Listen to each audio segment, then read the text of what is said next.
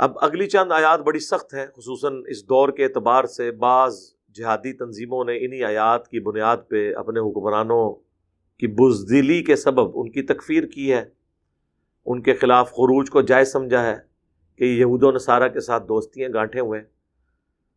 حالانکہ میرے علم کی حد تک زیادہ تر یہ دوستیاں بزدلی کی وجہ سے ہیں، منافقت کی وجہ سے نہیں ہیں، تقیتاً ہے، جو قرآن میں سورہ آل عمران میں آیا کہ اگر آپ نے کافروں کے شر سے بچنا ہے تو وقتی طور پر اگر کوئی تقیہ کر لے۔ سورۃ النحل میں آیا کہ اگر کوئی کلمات کفر بھی بول دے تو ہم اس کے اوپر گرفت نہیں کریں گے اگر دل میں ایمان رکھتا ہے، لیکن یہ اپنے جان کے بچاؤ کی خاطر اس لیول تک ہو سکتا ہے کہ آپ کمپرومائز کریں، لیکن اس کا یہ مطلب نہیں کہ آپ کافروں کے ساتھ مل کر مسلمانوں کا قتل عام شروع کرتے ہیں۔ یہ جب ایک لائن کراس ہوتی ہے نا، اس کے بعد پھر عوام الناس میں ریونج آنا شروع ہو جاتا ہے۔ یا ایھا الذین آمنوا، اے اہل ایمان، لا تتخذوا الیہود والنصارى اولیاء، اے اہل ایمان مت دوست بناؤ یہودیوں کو اور نصرانیوں کو، بعضهم اولیاء بعض، ان میں سے بعض کے دوست ہیں، ومن یتولہم منکم، جو کوئی ان کے ساتھ دوستی گانٹھ لے گا تم میں سے، فإنہ منہم، تو وہ پھر انہی میں ہی شمار کیا جائے گا اللہ کے حضور۔ ان اللہ لا یہدی القوم الظالمین، بے شک اللہ تعالی ہدایت نہیں دیتا ظالموں کو۔ اب اس میں بالکل واضح ہے کہ یہود و نصارہ سے آپ نے دوستی نہیں کرنی۔ اب یہ کون سی دوستی ہے؟ ایک طرف سورۃ المائدہ کے سٹارٹ ہی میں اللہ تعالیٰ نے اہل کتاب کی عورتوں کے ساتھ نکاح کو جائز قرار دے دیا، تو بیوی سے زیادہ قریب تو کوئی دوست ہو ہی نہیں سکتا انسان کا، اور یہاں پہ کہا جا رہا ہے آپ نے دوست نہیں بنانا۔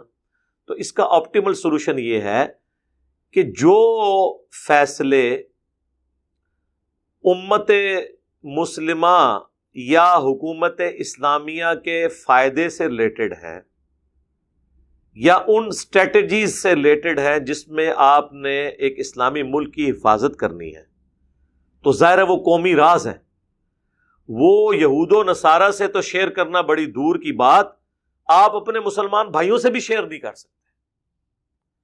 ہمارے جو ڈیفنس کے ادارے ہیں ان میں شروع ہی میں ہم سے جو وہ اوتھ لیا جاتا ہے قرآن کے اوپر، اس میں کئی ایک چیزیں ہوتی ہیں کہ آپ نے ان چیزوں کو باہر پبلکلی شیئر نہیں کرنا، سوائے وہ چیزیں جو گورنمنٹ خود شیئر کر دیتی ہے اور وہ اوپن سیکرٹ ہوتی ہے۔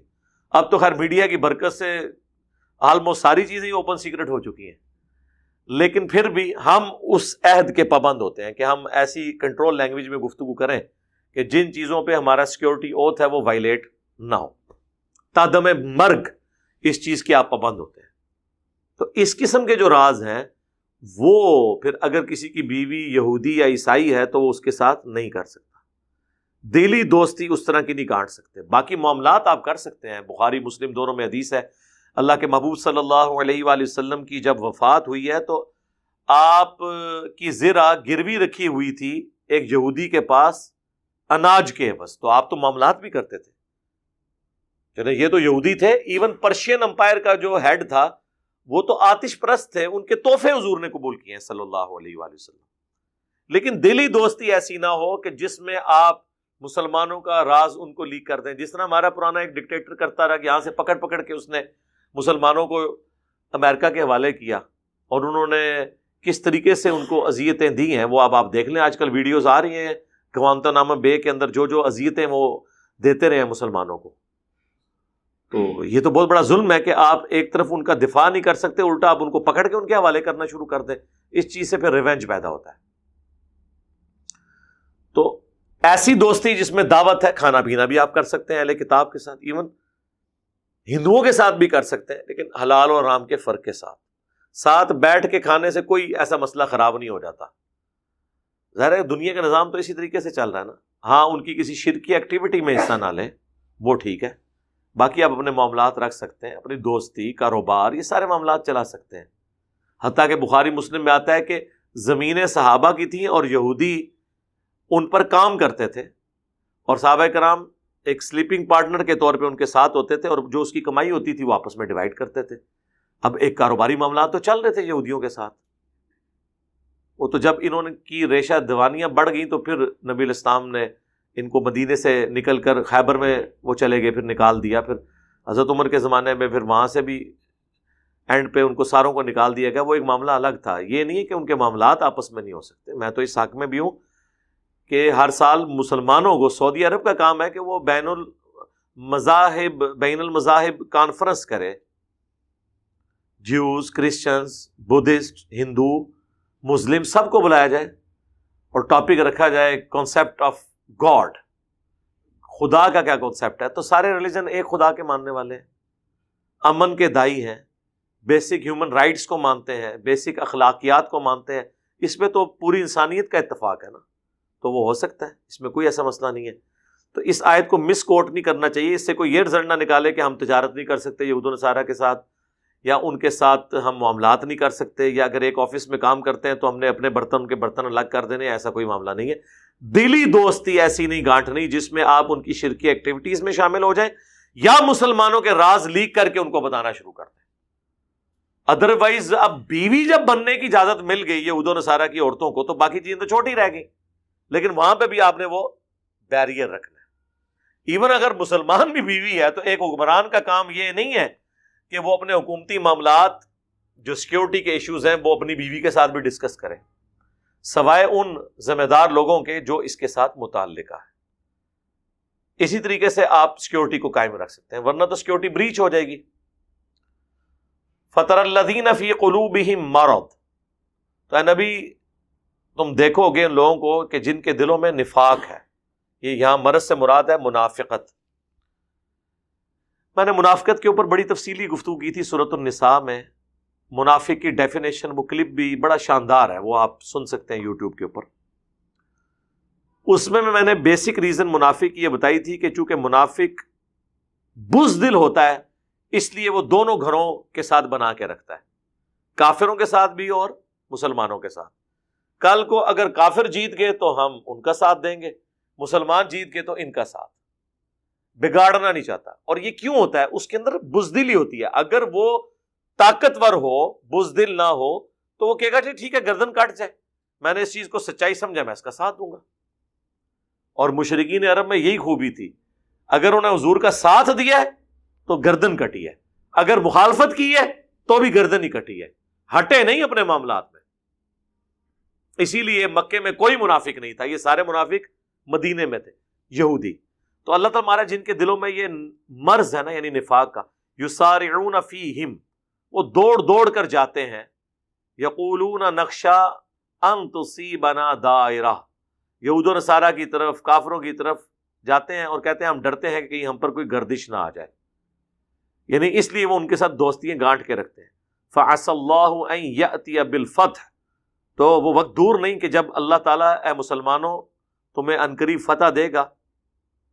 او امر من عندہ، یا اللہ کی طرف سے کوئی ایسی بات ظاہر ہو جائے گی، کوئی اللہ کی طرف سے عذاب ظاہر ہو جائے گا. فَيُصْبِحُوا عَلَى مَا أَسَرُّوا فِي أَنفُسِهِمْ نَادِمِينَ، تو پھر ان کی حالت منافقین کی یہ ہوگی کہ جو کچھ انہوں نے دل میں چھپا رکھا تھا وہ اپنے دلوں میں اس پہ نادم ہو جائیں گے. اور یہ اللہ تعالیٰ نے کر دیا. ایک تو صلح حدیبیہ کے موقع پر یہ لوگ تو کنکلوڈ کر بیٹھے تھے کہ اب یہ لوگ واپس نہیں آئیں گے، مکے والے تو ان کو قتل کر دیں گے. وہاں پہ بھی صلح حدیبیہ ہو گئی اور مسلمانوں کو پاور تسلیم کر لیا مشرکین عرب نے. پھر جب غزوہ تبوک ہوئی پھر بھی ان لوگوں کے دلوں میں یہ بات آئی کہ رومن امپائر سے ٹکرانے گئے ہیں، یہ 30,000 کی فوج ہے، وہاں پہ 1.5 لاکھ کی فوج ہے، یہ کیسے مقابلہ کریں گے. اس لیے انہوں نے مسجد درار بھی بنا لی تھی جو سورہ توبہ میں آگے چل کے آئے گا، جو نبی علیہ السلام کو حکم ہوا کہ آپ نے اس مسجد میں داخل بھی نہیں ہونا، اور اس مسجد کو آگ لگوا دی اللہ تعالیٰ نے کہ یہ تو آپ کے خلاف پلاننگ کرنے کے لیے مسجد بنائی گئی ہے، یہ کوئی اللہ کی رضا کی خاطر نہیں بنائی گئی ہے.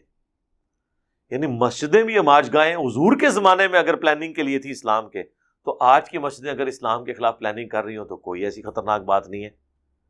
جب اللہ کے نبی دنیا میں موجود ہوں اور آپ کے ساتھیوں میں ایسے لوگ موجود ہوں چھپے ہوئے جو آپ کے خلاف پلاننگ کر رہے ہوں، تو سر آج تو پیغمبر دنیا میں موجود نہیں ہے، تو آج تو اس سے بڑھ کے معاملات ہو سکتے ہیں. اس لیے ٹینشن نہیں لینی چاہیے. جن حالات و واقعات سے آپ کے پیغمبر کو گزرنا پڑا، اگر آپ اپنے پیغمبر کے ٹریک پہ چلیں گے تو انہی حالات و واقعات سے آپ کو بھی گزرنا پڑے گا۔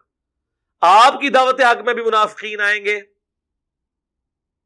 آپ کی دعوت حق کے دوران بھی جس طرح ادھر علماء یہود روڑے اٹکاتے تھے، یہاں پہ بھی علماء سامنے آ جائیں گے اور اس دعوت کو نقصان پہنچانے کے لیے، لیکن at the end of the day حق کی جیت ہوتی ہے۔ اللہ فرماتا ہے ان قریب یہ ندامت میں مبتلا ہو جائیں گے۔ اور پھر اللہ تعالیٰ نے دیکھا ہے، اللہ تعالیٰ نے ایسی صحابہ کرام کے ساتھ معاملات کیے کہ لوگوں نے دیکھا کہ یہ سب کے سب لوگ پھر بیک فٹ پہ چلے گئے۔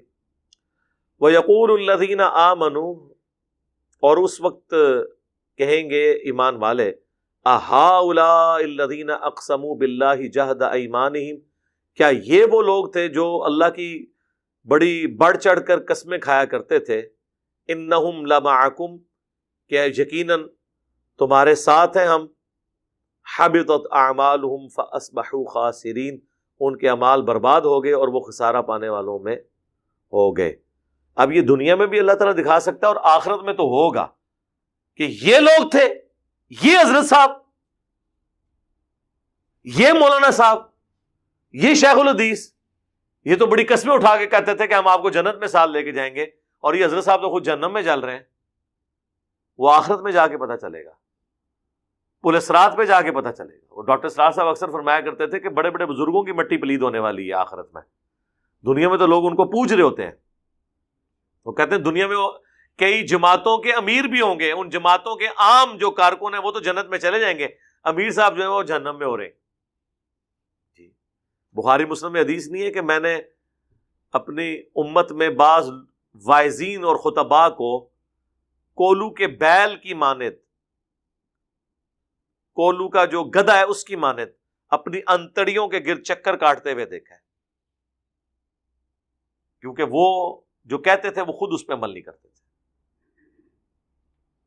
اور عمل ان چیزوں پہ کر رہے ہوتے تھے جن کے خلاف وہ بول رہے ہوتے تھے۔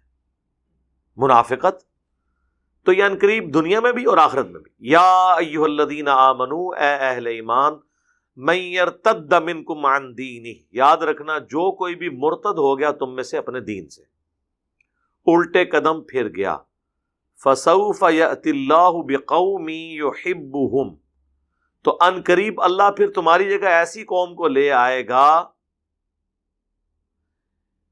کہ وہ محبت کرتے ہوں گے اللہ سے، اللہ ان سے محبت کرتا ہوگا، یحبہم ویحبونہ، اللہ تعالیٰ ان سے محبت کرتا ہوگا اور وہ اللہ سے محبت کرتے ہوں گے۔ اذلۃ علی المؤمنین، مومنین کے لیے تو وہ بڑے نرم دل ہوں گے، بچھنے والے۔ اعزۃ علی الکافرین، اور وہ بہت سخت گیر ہوں گے کافروں پر۔ یجاہدون فی سبیل اللہ، وہ اللہ کی راہ میں جہاد کریں گے، اور جہاد میں دین کی تبلیغ بھی اور قتال بھی دونوں شامل ہیں، کیونکہ جہاد ورسٹائل ٹرم ہے۔ ولا یخافون لومۃ لائم، اور وہ کسی ملامت کرنے والے کی کوئی پرواہ نہیں کریں گے۔ ذالک فضل اللہ یؤتیہ من یشاء، یہ اللہ کا فضل ہے جسے وہ عطا کر دے۔ واللہ واسع علیم، اور اللہ تعالیٰ وسعت والا اور علم والا ہے۔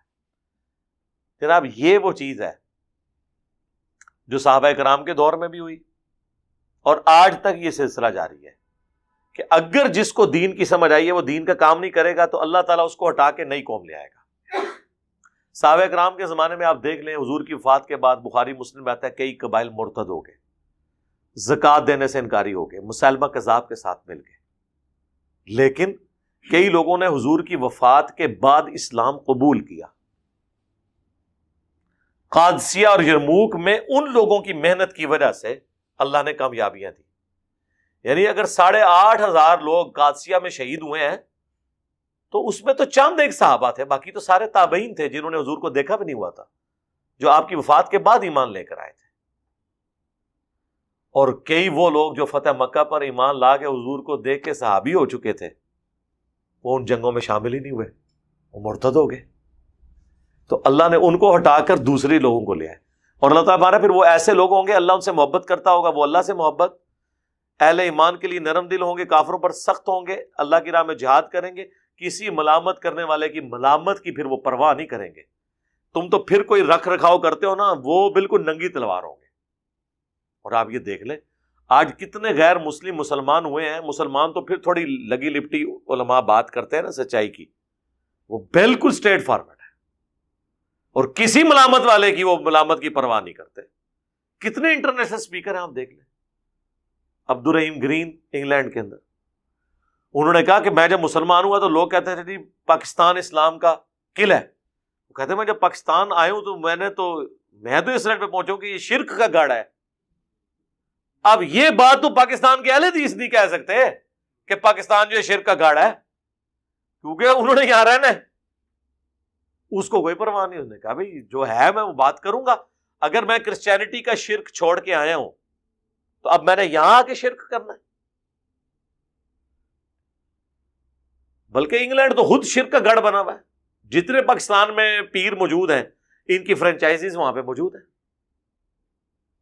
ہمیں تو کئی ایک واقعات مطلب فرسٹ ہینڈ نالج کے پتہ ہے کہ کئی بیچارے کرسچن مسلمان ہوئے ہیں قرآن پڑھ کے، وہ تو سمجھے کہ قرآن کی جو توحید ہے نا یہی مسلمانوں کی توحید ہے.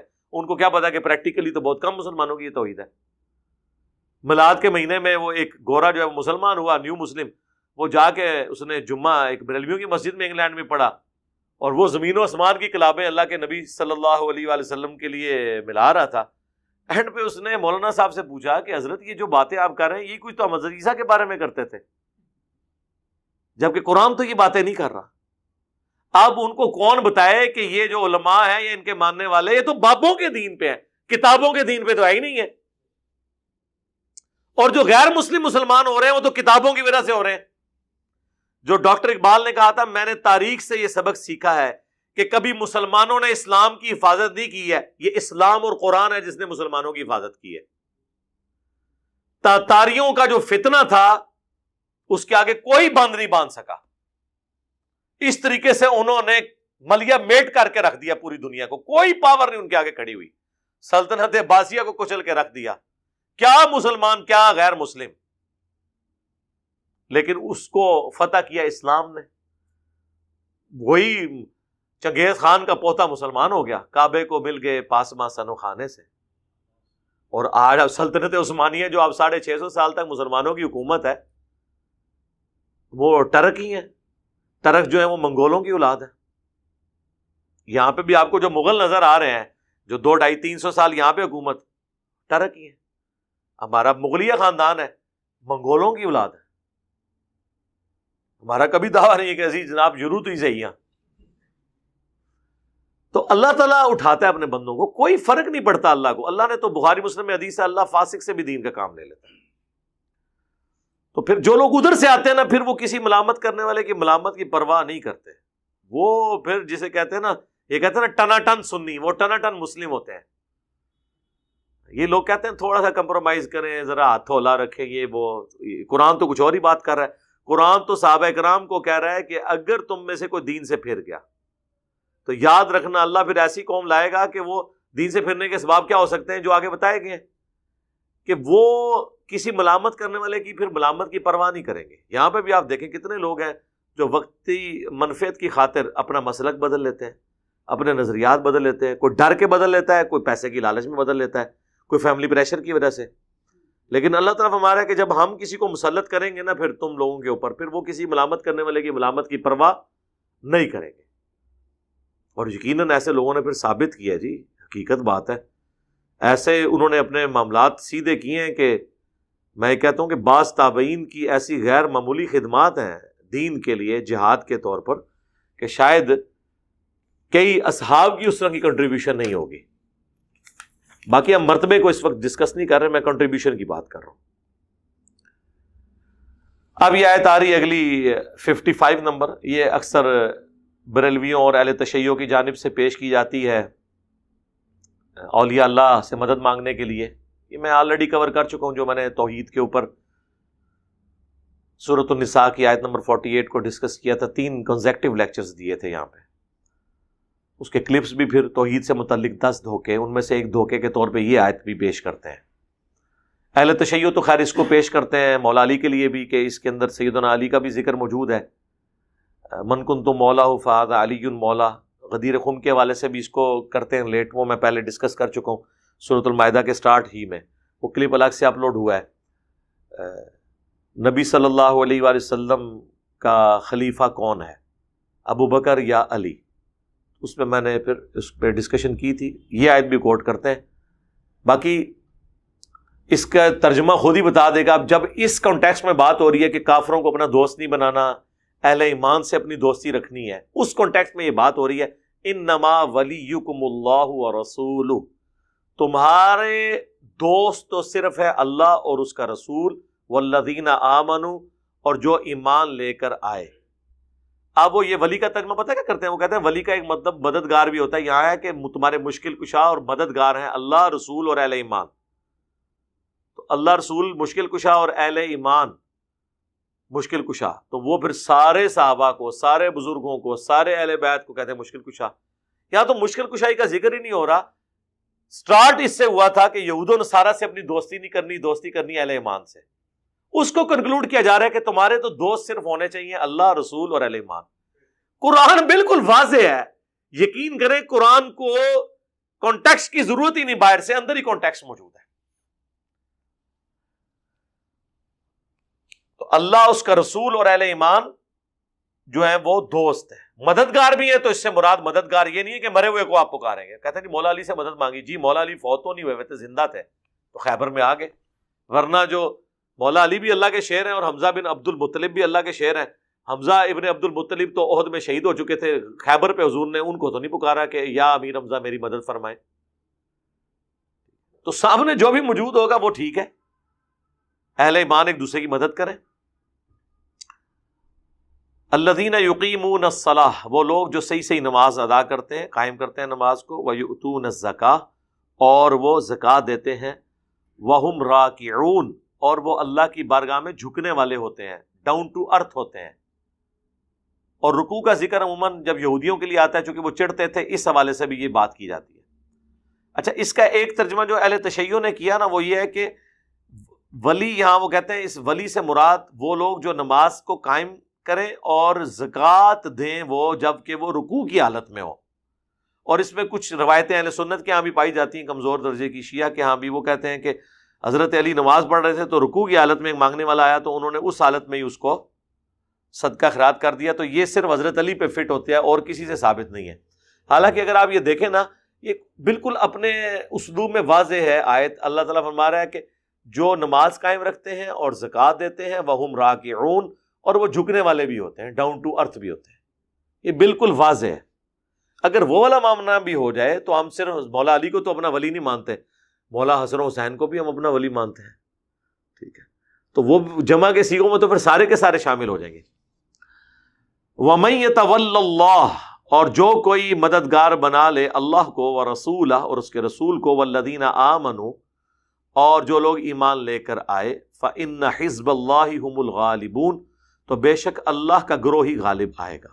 یعنی آپ نے دوستی، محبت، مددگاری اگر لینی ہے تو اہل ایمان سے لینی ہے، کافروں کو اپنا دوست نہیں بنانا۔ اس کا قطعاً اس چیز سے کوئی تعلق نہیں کہ جو مرا ہوا ہے اس کو مرنے کے بعد آپ مدد کے لیے پکارنا شروع کرتے ہیں، وہ تو بیٹھتا ہی نہیں اس کے اندر۔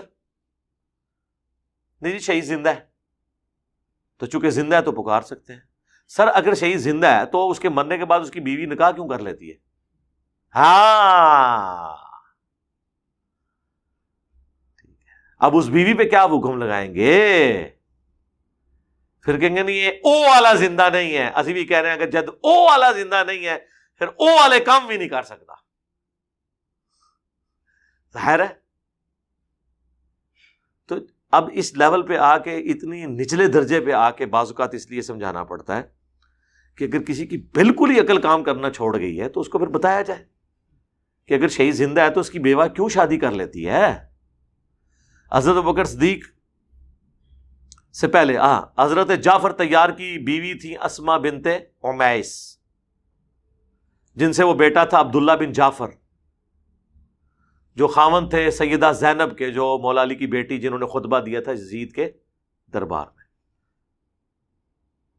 اب جب جعفر طیار فوت ہو گئے تو اس بیوہ کے ساتھ نکاح، اور وہ فوت کہاں ہوئے؟ غزوہ موتا میں شہید ہوئے، بخاری میں آتا ہے، تو شہید تو زندہ ہے اور ہے بھی آل البیت میں سے.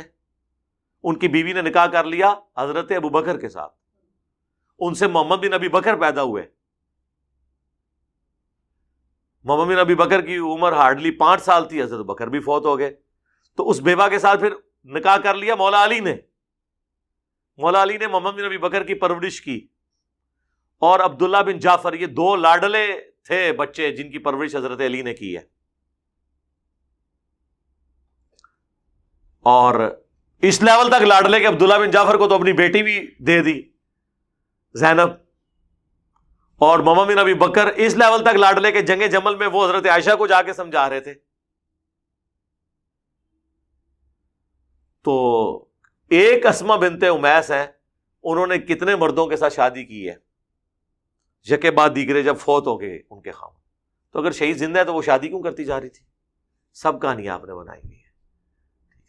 اور اسی وجہ سے وہ لوگ اکثر, جب ہم سنی تھے نا, یعنی مسلم ہونے سے پہلے, تو ہمارے علماء ہمیں بتایا کرتے تھے کہ جی جو اہل البیت ہے نا, یہ تو حضرت ابوبکر کی اولاد میں سے ہیں. ہم بھی پھر کہتے تھے یار پھر یہ شیعہ کو کیا مسئلہ ہے حضرت ابوبکر کے ساتھ؟ وہ تو ہمیں پتہ چلا کہ مسئلہ تو حضرت ابوبکر کے ساتھ ہے ہی نہیں ہے, مسئلہ تو ہے بنو امیہ کے ساتھ. اور جب ہمیں بعد میں پتہ چلا کہ یہ حضرت ابوبکر کی کون سی اولاد ہے جس کی اولاد اہل البیت ہیں, تو سر وہ اولاد ہے جن کو آل امیہ نے قتل کروایا ہوا ہے. یہ حضرت ابوبکر کے ٹکٹ میں مزے کرتے رہے ہیں. قاسم بن محمد بن ابی بکر, جس کی حدیثیں ہیں بخاری کے اندر, وہ محمد بن ابی بکر کے بیٹے ہیں. محمد بن ابی بکر حضرت ابوبکر کے بیٹے ہیں, لیکن پرورش کی ہے مولا علی نے, کیونکہ حضرت ابوبکر تو فوت ہو گئے تھے, یہ چھوٹے سے تھے. ان کی والدہ کے ساتھ حضرت علی نے نکاح کر لیا. اور جنگ جمل میں وہ اما عائشہ کو سمجھانے والوں میں تھے, بلکہ جب اما عائشہ کو واپس رخصت کرنے کی باری آئی تو مولا علی نے محمد بن ابی بکر کے ذریعے ان کو واپس بھیجا. دوسرا بیٹا حضرت عبد الرحمن بن ابی بکر, ان کو بھی آل امیہ نے قتل کروایا. یہ وہی ہے نا جس نے بخاری میں آتا ہے, جو کھڑا ہو گیا تھا جب وہ مروان خطبہ دے رہا تھا کہ اللہ نے امیر المومنین کو یہ سجایا ہے, وہ امت کے وسیع تر مفاد میں معاویہ ابن ابی سفیان اپنے بیٹے یزید کو خلیفہ بنانا چاہتے ہیں. تو یہ کھڑے ہو گیا, اس نے مخالفت کی. ان دونوں بیٹوں کی اولادیں ان کے بعد میں آپس میں شادیاں ہوئی, تو حضرت امام جعفر صادق پیدا ہوئے. امام جعفر صادق کی جو نانی ہے نا, وہ حضرت ابوبکر کے ایک بیٹے کی اولاد ہے, اور ان کے جو نانا ہے نا, وہ دوسرے بیٹے کی اولاد ہے. تو وہ کہا کرتے تھے مجھے ابوبکر نے 2 دفعہ جنم دیا, کیونکہ ابوبکر کے 2 بیٹوں کی اولاد میں سے. لیکن یہ نہیں بتاتے کہ ابوبکر کے وہ 2 بیٹے آل امیہ کے دشمن تھے, اور آل امیہ ابوبکر کے ان بیٹوں کے قاتلین ہیں. تو حضرت ابوبکر کے ٹکٹ پہ آپ مزہ کیوں کر رہے ہیں؟ وہ تو آل البیت کے چاہنے والے تھے. وہ تو ہمیں بعد میں پتا چلا کہ یار یہ ابوبکر کی اولاد, ابوبکر وہ کیڑی اولاد جیڑی تسی وڈی ہے. ان کو مارا بھی, ان کو قتل بھی کیا, ٹھیک ہے, اور اس کے بعد پھر ان کے ٹکٹ میں آپ مزے لے رہے ہیں اپنے کھاتے میں ڈال کے. تو سر یہ تو ہم نے سٹوریاں ایکسپوز کر دی ہیں. انہوں نے آدھی آپ کو سٹوریاں بتائی ہوئی تھیں, پوری جب بات پتا چلی تو بالکل ہی الٹ نکلی.